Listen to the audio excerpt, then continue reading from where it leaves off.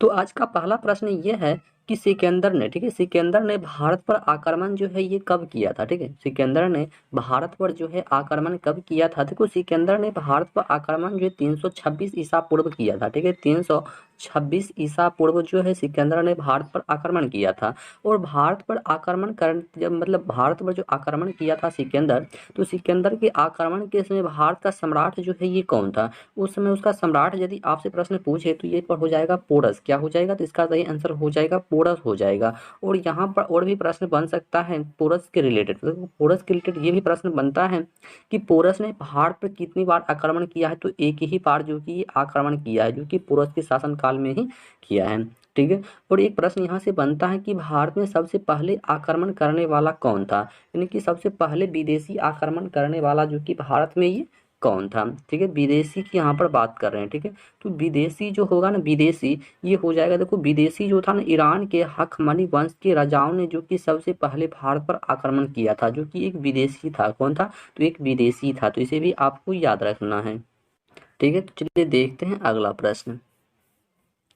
चलिए अगला प्रश्न देख सकते हैं यहाँ पे क्या पूछा गया है कि प्रेस की स्वतंत्रता, ठीक है, प्रेस की स्वतंत्रता जो है किस अनुच्छेद में आता है। ठीक है, प्रेस की स्वतंत्रता जो है यह किस अनुच्छेद में आता है। देखो ये 19 में आता है। ठीक है, अनुच्छेद 19 क में आता है। ठीक है, 19 भाग क ए में आता है। ठीक है, तो इसे भी आपको याद रखना। और यहाँ से प्रश्न ये भी बनता है कि भारत में प्रेस कानून जो है ये कब पारित हुआ था। ठीक है, भारत में प्रेस कानून जो है ये कब पारित हुआ था। देखो प्रेस कानून की बात किया जाए तो प्रेस कानून जो है 1878 में जो कि भारत में पारित हुआ है। ठीक है, इस डेट को आपको याद रखना है। चलिए अगला प्रश्न की बात किया जाए तो अगला प्रश्न यह है कि सुप्रीम कोर्ट किस अनुच्छेद के तहत रेट जारी करता है। ठीक है, सुप्रीम कोर्ट जो है किस अनुच्छेद के तहत जो रेट जो होता है ये जारी करता है। तो इसका सही आंसर हो जाएगा अनुच्छेद 32 के तहत जो है ये रेट जो है ना जारी करता है। ठीक है, चलिए और यहाँ पर बात किया जाए कि सुप्रीम कोर्ट, ठीक है, सुप्रीम कोर्ट कितनी प्रकार की रीट जो है जारी करता है, मतलब सुप्रीम कोर्ट जो कितने प्रकार का रीट जो है ये जारी करता है। तो ये आपको याद रखना है कि 5 प्रकार का रीट जो होता है सुप्रीम कोर्ट के द्वारा जारी किया जाता है। ठीक है, 5 प्रकार का। चलिए अगला प्रश्न यहाँ पे ये पूछा गया है कि भारत के किस प्रधानमंत्री को लंदन द्वारा लाइफ टाइम अचीवमेंट पुरस्कार जो कि ये दिया गया है। ठीक है, अचीवमेंट पुरस्कार जो है ये दिया गया है। देखो अचीवमेंट पुरस्कार जो है डॉक्टर मनमोहन सिंह को दिया गया था, जो कि सबसे पहला पीएम भी है। ठीक है, तो इसे भी आपको याद रखना है। और यहाँ पर बात किया जाए कि 2023 में, ठीक है, कि अकादमी पुरस्कार 2023 में लाइफ टाइम अचीवमेंट अवार्ड से किसे सम्मानित किया गया है। तो ये जो है नजमा खत्तर को जो कि ये किया गया है। और यहाँ पर चला जाएगा नजमा खत्तर के साथ में।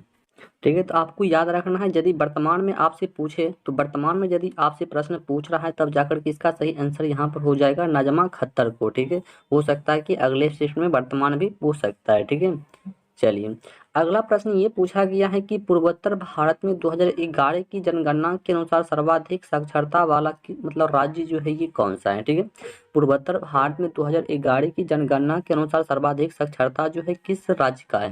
देखो सर्वाधिक साक्षरता दर की बात कर रहा है तो ये जो है मिजोरम का हो जाएगा। किसका हो जाएगा, तो ये जो है मिजोरम राज्य का हो जाएगा। सर्वाधिक साक्षरता दर जो होगा ये मिजोरम का हो जाएगा। और यहाँ से प्रश्न क्या बनता है वो देखते हैं। तो यहाँ से ये भी प्रश्न बनता है कि 2011, ठीक है, 2011 की जनगणना के अनुसार सबसे अधिक साक्षरता वाला राज्य जो है ये कौन सा है। ठीक है, देखो वहाँ पर पूर्वोत्तर पूछ रहा था इसलिए वहाँ पर जो है ये मतलब जो मिजोरम हो जाएगा। ठीक है, पूर्वोत्तर पूछ रहा है तब। यदि डायरेक्टली आपसे ये प्रश्न पूछता कि 2011 की जनगणना के अनुसार सर्वाधिक साक्षरता वाला राज्य जो है ये कौन सा है, तो ये जो है केरल हो जाएगा। ठीक है, ऐसे प्रश्न पूछता तब। और यदि ऐसे ही प्रश्न पूछता कि 2011 की जनगणना के अनुसार सबसे कम साक्षरता वाला राज्य जो है ये कौन सा है, तो ये जो है बिहार राज्य हो जाएगा। ठीक है, बिहार राज्य हो जाएगा। सबसे कम जो कि बिहार का होता है और सबसे अधिक जो कि ये केरल राज्य का है। ठीक है, तो इसे आपको याद रखना है। चलिए अगला प्रश्न ये पूछा गया कि फिक्की की स्थापना जो है ये कब हुई थी। ठीक है, फिक्की की स्थापना जो है ये 1927 ईस्वी में हुआ है। कब हुआ है, तो 1927 में हुआ है। देखो फिक्की की स्थापना भारतीय उद्योगपति जीडी बिरला और पुरुषोत्तम दास ठाकुर दास द्वारा महात्मा गांधी की सलाह पर 1927 ईस्वी में किया गया है। और अगला सेट में ये भी प्रश्न पूछ सकता है कि किसकी सलाह पर जो कि फिक्की की स्थापना किया गया था, तो महात्मा गांधी की सलाह पर जो कि 1927 ईस्वी में इसे स्थापना किया गया था। ठीक है, तो इसे आपको अच्छे से याद रखना है। तो यहाँ से देखो और भी एक प्रश्न बनता है, तो वो प्रश्न क्या बनता है कि फिक्की ने, ठीक है, फिक्की के नए अध्यक्ष जो है अभी वर्तमान में कौन बना हुआ है। ठीक है, फिक्की के नए अध्यक्ष जो है ये संजीव मेहता बना हुआ है। कौन बना हुआ है? संजीव मेहता बना हुआ है अभी वर्तमान में। ठीक है, जिसे भी आपको याद रखना है, और उसमें आपको याद रखना है कि महात्मा गांधी की सलाह पर जो कि फिक्की का स्थापना किया गया है 1927 ईस्वी में, और वर्तमान में पूछेगा तो आप फिर से देख लीजिए कि संजीव मेहता हो जाएगा। ठीक है, चलिए, और अगला प्रश्न ये पूछा गया है कि नवजोत कौर का संबंध जो है ये किसके साथ है। ठीक है, नवजोत कौर का संबंध जो होगा ये हॉकी के साथ में चला जाएगा। ठीक है, नवजोत कौर का संबंध जो है किसके साथ में है? ये हॉकी के साथ में जो कि चला जाएगा। और एक प्रश्न और भी यहाँ पे पूछा गया है, तो प्रश्न क्या पूछा गया है कि परिवहन किस क्षेत्र का विषय होता है। ठीक है, परिवहन जो होता है देखो ये सेवा क्षेत्र का विषय होता है, जो कि तृतीय क्षेत्र के अंतर्गत भी आता है। ठीक है, तृतीय क्षेत्र के अंतर्गत जो कि ये आता है। ठीक है, तृतीय क्षेत्र के अंतर्गत, तो इसे भी आपको याद रख लेना है। ठीक है, चलिए, और अगला प्रश्न ये पूछा गया है कि ओशो बड़ी पर्व जो है किस स्थान पर मनाया जाता है। ठीक है, ओशो बड़ी पर्व जो होता है यह किस स्थान पर मनाया जाता है, तो ये जो है निकोबार में मनाया जाता है। ठीक है, कहाँ पे मनाया जाता है? तो इसे जो है निकोबार में मनाया जाता है। ओशो बड़ी पर्व जो होता है ये निकोबार में मनाया जाता है।